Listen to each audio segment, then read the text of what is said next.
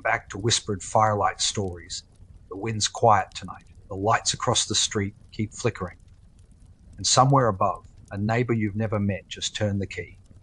This is the Tenant in 4 Billions. Liam Cross moved into flat 4A because it was cheap, clean enough, and close to the hospital cafeteria where he worked the day shift. He'd switched from nights a few months earlier and was still trying to remember how to sleep when it was dark. The fourth floor of an old brick block still smelled faintly of smoke from a fire no one remembered. Mrs. Delaney, the manager, showed him the place with her usual warning. "Don't bother the man in 4B. He works nights, quiet fellow." Liam said sure, unpacked his boxes, and thought nothing more of it. For a week, the only sounds from 4B were the usual. Pipes, faint footsteps, maybe a door closing after midnight. But on Friday, he woke to a noise that didn't fit the rhythm of the building. Not footsteps, a dragging.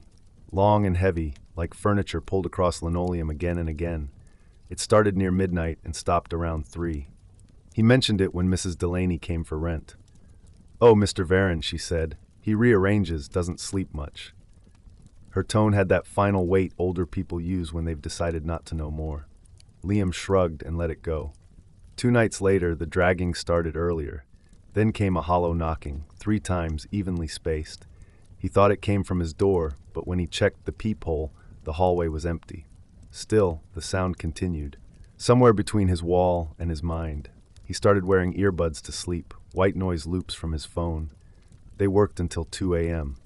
That night something knocked again, loud enough to rattle his headboard, even through the music. He yanked the buds out. Silence. Then a whisper, close enough to feel in his pillow. "Can you help me move it back?" He froze. Didn't answer, didn't breathe. The wall shuddered once, as if something heavy slid against it from the other side. Then quiet.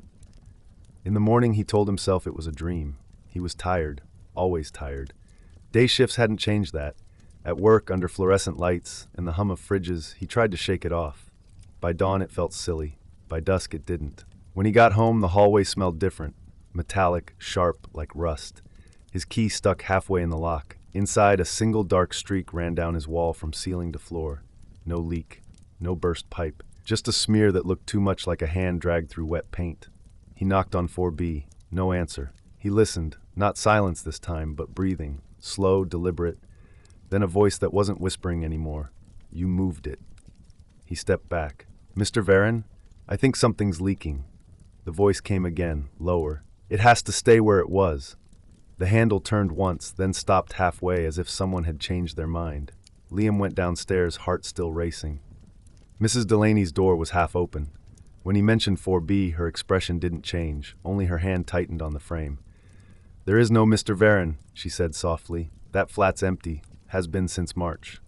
Liam laughed once, the thin laugh people make when the world tilts. "I heard him," he said. "He spoke to me." Mrs. Delaney shut her door without another word. He climbed back upstairs slower this time. At 4B, the door was shut, padlock hanging open. He pushed gently. The hinge sighed.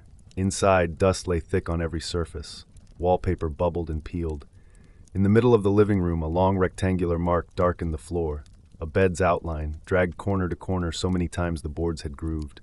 Against the far wall, an old iron frame lay tilted on its side. Mattress rotted through. Something had been carved into the plaster behind it. One word, over and over. "Back." Liam felt air move, gentle as breath, from behind the frame. He crouched. There was a gap. A hole punched clean through the wall into his own bedroom. Through it, he saw the outline of his headboard, and below that, the long smear still running toward the floor. He backed out slowly, never taking his eyes off the hole.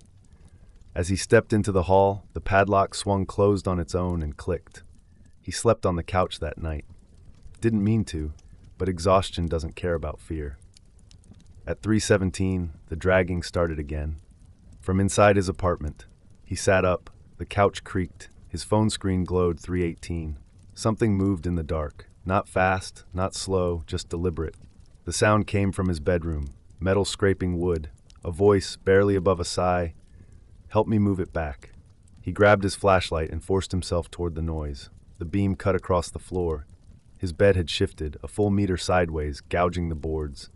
Behind it, fresh marks streaked the wall. Dark, wet, still dripping. Something pressed against the plaster from the other side. Fingers. 5, then 6.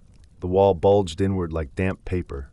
A shape pushed through, skin pale as wax, face half-formed, mouth open but silent. It looked at him, or tried to, with holes where eyes hadn't finished being eyes. Then it whispered again, voice doubled now, one tone human, one echoing beneath it. You moved it. Liam swung the flashlight. The bulb burst. Darkness poured in. He ran, through the door, down the stairs, barefoot, shirt half-buttoned, until he hit the street. Behind him, somewhere in the building, a door slammed once. When police arrived an hour later, they found 4B empty again. No furniture, no iron frame, only a smear on the wall connecting both flats, wide as a man's body, tapering to nothing. They filed it as structural collapse and closed the floor for inspection.